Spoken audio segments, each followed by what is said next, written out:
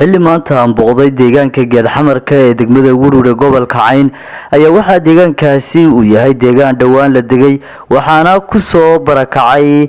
in ka badan 200 oo qoys kuwaasi oo ah kuwii xoolo ay ka dhamaadeen isla markaasina degan tuuladadan ayaa gabi ahaanba waxaan ka jirin waxba yaraatee waxbarasho ah waxaana jooga ku dhawaad 80 caruur kuwaasi oo u baahan waxbarasho degmadan waxaa ka dhisan 2 qol oo loogu talagalay malcaamad quraan qol kamida waxaa dhisay ururka khayriga ah ee Samadoon isagoona qolka kala damaanad qaaday $600 oo deyn ah odayaasha waxgaradka degmada tani Wuruure iyo deegaankaasi geedxamarka ayaa si mug iyo miisaan loogu mahad celiyay ururkaasi khayriga ah halkan aanu joognaa waxa weeyaan magaalada geedxamarka gaar ahaan malcaamadii laga dhisay ee 2 qol ahayd taasoo ay dhismaheeda iska kaashadeen ururka Samadoon ee deegaankan iyo dad kale oo sama jecelayaal ah oo shakhsiyaada iyo populationka degan qaybo kamida hadaan warbixinta halka aan ku noqdo oo aan yara faahfaahiyo waxa weeyaan malcaamadda waxa dhisay qol kamida ururka Samadoon ayaa dhisay qolka kalena waxa dhisay dad shakhsiyaada iyo deegaanka oo iska kaashaday baa dhisay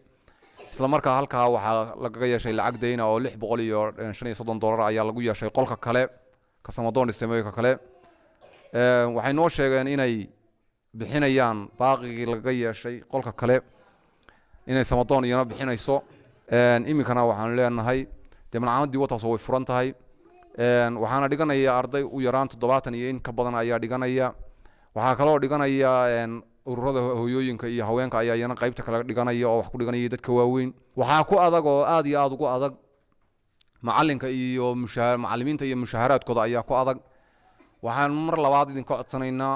hadaa tiin Samadoon hadaa tiin ururka Misbaax iyo cidii kale ee khayriga wax ku bixisaba inaad iminkana ka taageertaan macallimiinta iyo waxbarashada wixii ku baxay bajada inaad ka taageertaan oo ahaan waxaan joognaa malcaamadii 2 qol ahayd oo qol kamid ay dhistay ururka Samadoon uu dhisay marka horeysa Ilaahay baan subxaanahu wa ta'ala u mahadnaqaynaa qolka kalena ay dhiseen dad jaaliyada dadkan xagan u dhashay ah ay dhiseen iyo deegaanka iska kaashaday lacagtaas deyntaana oo lagu yeeshay qolkii Samadoon ay dhisteen qolkii kalena sidaad maqlaysaan baa waxa ballan qaaday inay bixiso lacagta 600 iyo xogaaga ururka Samadoon marka horeysa Ilaahay baan u mahadnaqaynaa marka labaadna waxaan u mahadnaqaynaa ururka Samadoon ee la soo baxay madrasadaas khayriga ah iyo kuwa kale ee yaba qolka kala dhisay dhamaantiin Ilaahay subxaanahu wa ta'ala yawmun maalun la yanfa'u wala banuun maalinta cid kale aysan waxba taraynin Ilaahay miisaanka xasanaadka Allah idin saaro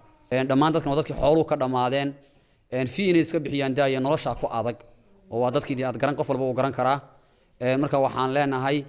waxaan codsanaynaa dhamaan dadweynaha khayriga ah haday noqoto hay'adaha khayriga haday tahay culimada diinta haday tahay ururada khayriga wax la baxa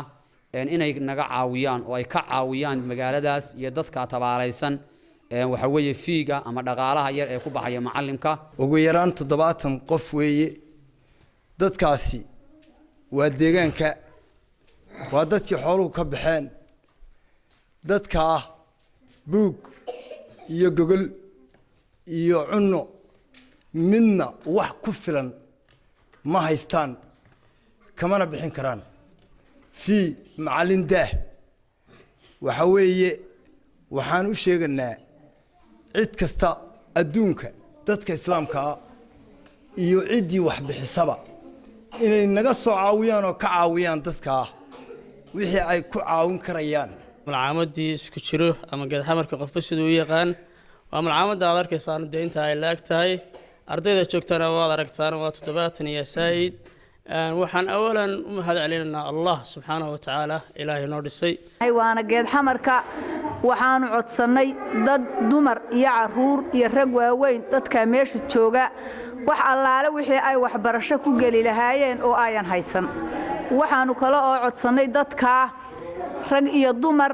qof walba caruurta biilkoodii ayaa ciriir ku ah oo uu u guntay yahay oo baadidoonkooda yahay waxbarashana inayan ka bixin karin Sakariya Maxamed Ciise Wadani wararka telefishinka Somali News Woodward